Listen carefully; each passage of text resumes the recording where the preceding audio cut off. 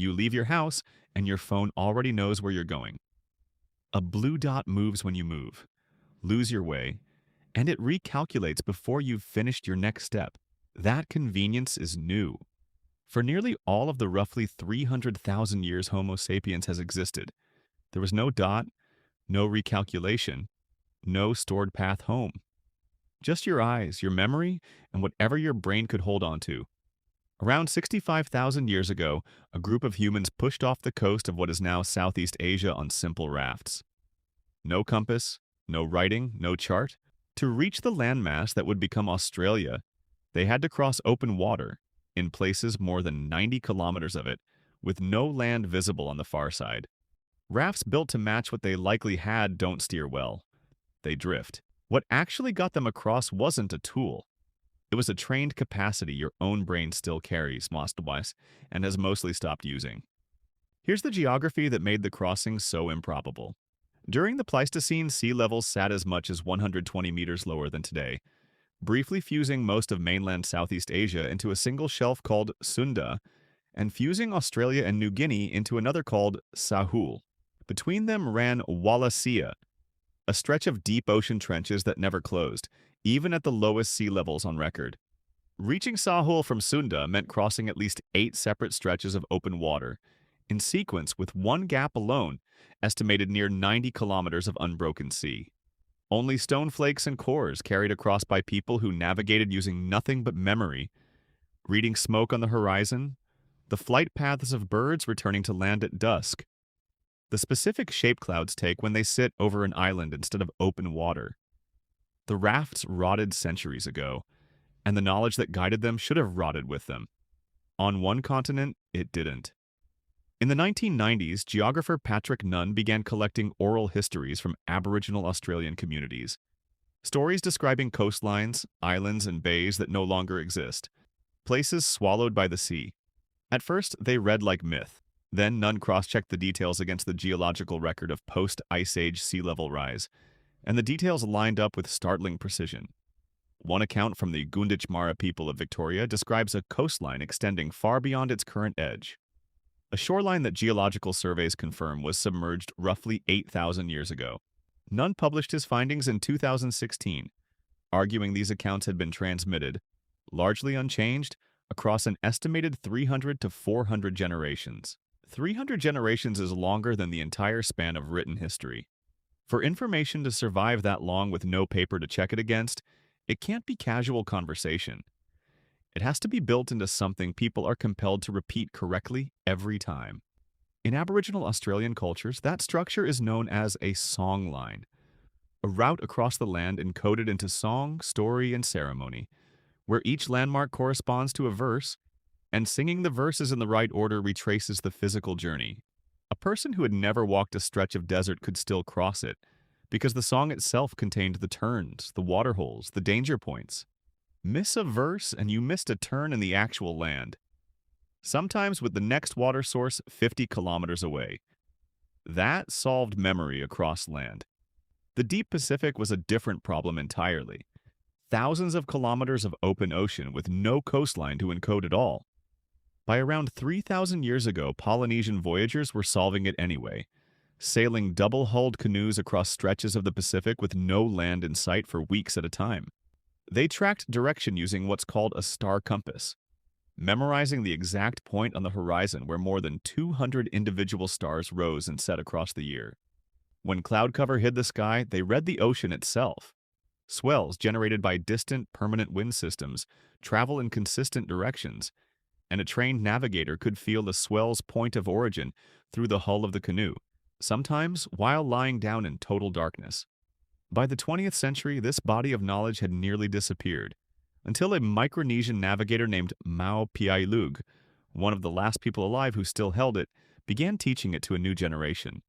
In 1976, using nothing but Piailug's memorized methods, the canoe Hokulea sailed more than 4,000 kilometers from Hawaii to Tahiti with no modern instrument on board. 2 continents, 2 oceans, 2 entirely different environments. And in both cases, the technology that got humans across wasn't a tool at all. It was a trained brain. And by the late 20th century, science had started to find exactly where that training lived. In 1971, neuroscientist John O'Keefe, working at University College London, discovered individual neurons in the hippocampus of rats that fired only when the animal occupied a specific location in space. Cells that in effect built an internal map of a room, one cell per location. Decades later, in 2005, a husband and wife team, May Britt and Edvard Moser, found a second layer sitting nearby in the entorhinal cortex. Grid cells which fire in a repeating hexagonal pattern that acts like coordinate paper laid over the world, letting the brain calculate distance and direction, even in total darkness. In 2014, O'Keefe and the Mosers shared the Nobel Prize in Physiology or Medicine for the discovery. What Polynesian navigators were doing with stars and swells and what Aboriginal songkeepers were doing with verse and melody had a physical address inside the skull the whole time. And that structure responds to how hard you use it. In 2000, neuroscientist Eleanor Maguire scanned the brains of licensed London taxi drivers and found the posterior portion of their hippocampus was measurably larger than in non-drivers. And the effect grew stronger the longer someone had been driving. To earn a license, London cabbies have to pass an exam called simply the knowledge, memorizing roughly 25,000 streets and thousands of landmarks within a 10-kilometer radius of Charing Cross, with no digital aid allowed. Most candidates spend 3 to 4 years preparing.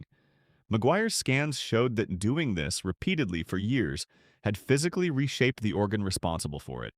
The same organ that once got a raft across 90 kilometers of open water, now growing denser inside the head of someone memorizing bus routes. But here's where the story turns. In 2018, neuroscientist Hugo Spears and cognitive scientist Antoine Coutreau released results from a mobile game called Sea Hero Quest, which had quietly collected navigation data from more than 2.5 million people across 193 countries. Players guided a boat through maze-like waterways using memory and orientation alone. No GPS, no markers. The results exposed something modern navigation habits had been masking. Spatial ability wasn't just declining with age, it varied sharply by the layout of the city someone grew up in. People raised in cities with tangled, irregular streets, Prague, Rome, consistently outperformed people raised in rigid, grid-planned cities like Chicago. By the time the study ran, an entire generation of participants had grown up navigating almost exclusively by following a screen, rather than the street itself. That distinction matters beyond getting lost. The hippocampus is one of the first regions in the brain to show measurable deterioration in Alzheimer's disease, often years before other symptoms appear.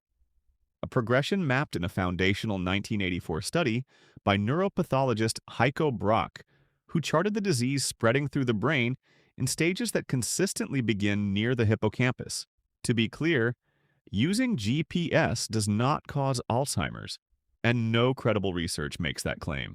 But the pattern confirms something evolution built this structure to do: to be worked hard, continuously, not stored idle behind a screen. Consider the timescales involved. The Sunda to Sahel crossing unfolded over a span of perhaps a few thousand years, as successive groups pushed further into open water. The songlines Patrick Nunn documented held their shape for an estimated 300 to 400 generations, roughly 7,000 to 10,000 years of specific cognitive labor, passed strictly through voice and memory with zero written backup. Mao Piailug spent his childhood on the island of Satawal, learning a star compass the traditional way. Watching, repeating, correcting, with no notebook permitted at any stage. Every one of these systems treated spatial memory not as a convenience, but as infrastructure, as load-bearing to survival as language itself. You are carrying the same brain those systems were built for, not a metaphorically similar brain, the same hippocampus, the same entorhinal grid cells, the same capacity for building cognitive maps, running on hardware that hasn't meaningfully changed in tens of thousands of years. The difference isn't your biology. It's what you've asked that biology to do. Somewhere within the range of what your species is capable of sits the ability to hold a 25,000 street city in your head, or read compass points off a night sky, or retrace an 8,000-year-old coastline through a song learned as a child.